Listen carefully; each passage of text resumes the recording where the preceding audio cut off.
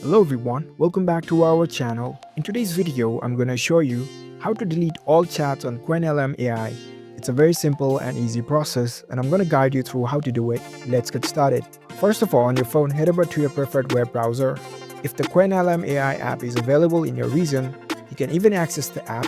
For now, just navigate to the Qwenlm website. Once you're in the website, make sure that you are logged in with your account. After you are logged in, you'll see this kind of interface.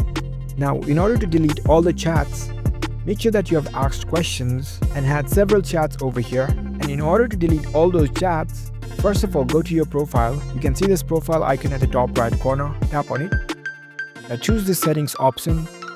The settings menu will appear and head over to this chats tab. And in this tab, you can see this delete all chats option. Tap on it and it will ask you if you are sure that you want to delete all the chats. You can tap on this tick mark and that's how you can delete all the chats. So it's a very easy process to delete all the chats on Qwenlm AI. If you found this video helpful, don't forget to give this video a thumbs up and subscribe to our channel for more tech tips. Thank you for watching.